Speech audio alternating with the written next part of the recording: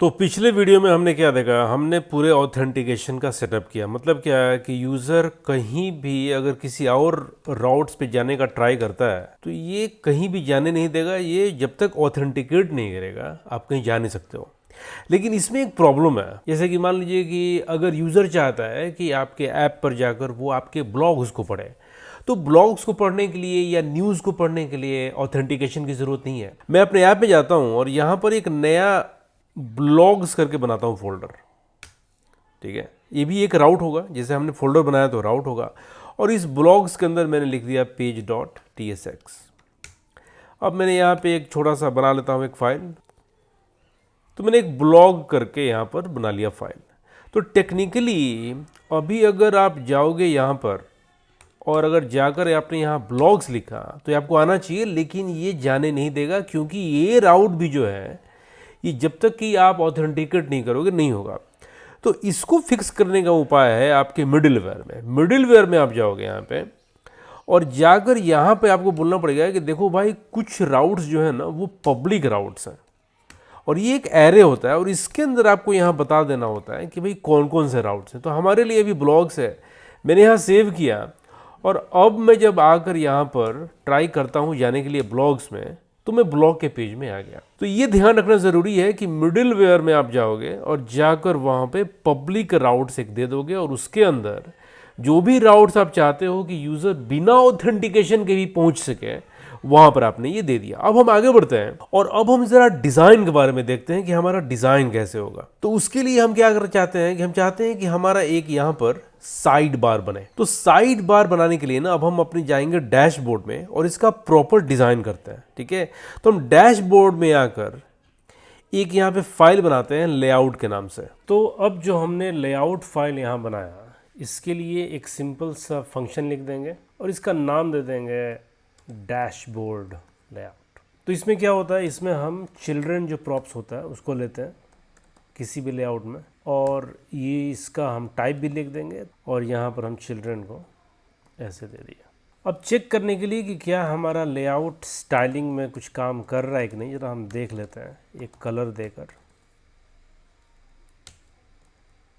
तो red colour यहाँ आ रहा है, मतलब कि ये काम कर रहा है। तो लेआउट का जो हमारा फंडा है ना, ज़रा उसको एक बार देखते हैं। हम लेआउट में चाहते हैं कि एक पूरा डिव दे देंगे जो कि हमने यहाँ दिया हुआ ऑलरेडी। इस डिव के अंदर एक और डिव रहेगा यहाँ पर जो कि हमारा साइड बार रहेगा। तो एक और यहाँ डिव दे देते हैं।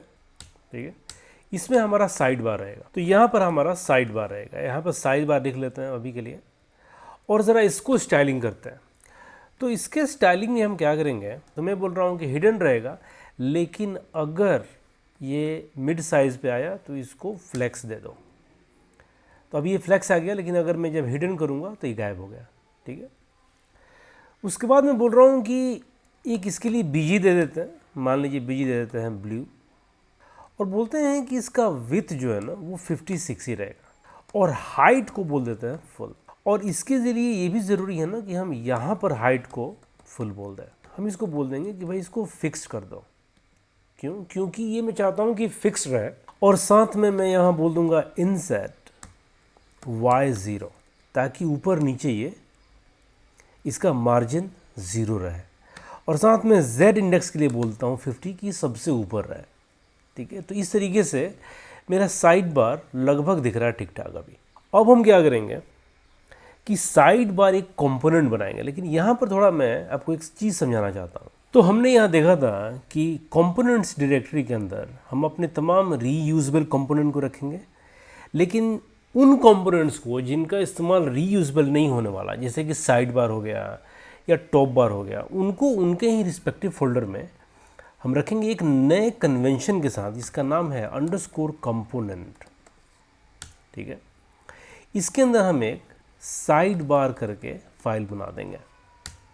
साइड बार लिख दिया और इसको हम यहाँ पर अब इंपोर्ट कर लेंगे साइड बार।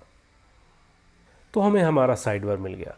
अब थोड़ा सा इसके डिज़ाइन को देख लेते हैं। तो हम साइड बार के अंदर जाएंगे।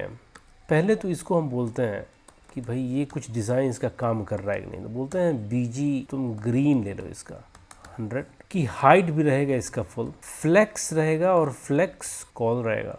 साथ में हम बॉर्डर इसको बोल देते हैं, एक बॉर्डर भी दे दो हल्का सा, और ओवरफ्लो दे देंगे ऑटो का। तो ये हमारा साइड बार यहाँ पर कंप्लीट हुआ। इसको हमें विथ देना पड़ेगा फुल।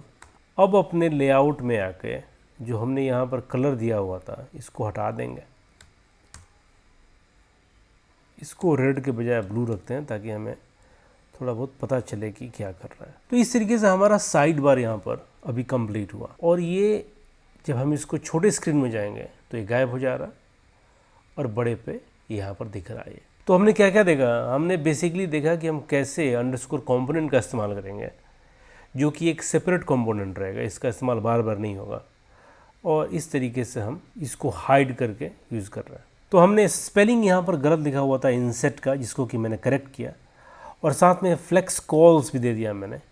तो क्या होगा कि वो फ्लेक्स कॉलम्स होंगे, तो ये कॉलम्स होने की वजह से जो हमने यहाँ पर विथ फुल दिया हुआ था उसको हमने हटा दिया क्योंकि उसकी ज़रूरत नहीं है। तो इस तरीके से हमारा साइड बार कंप्लीट हुआ।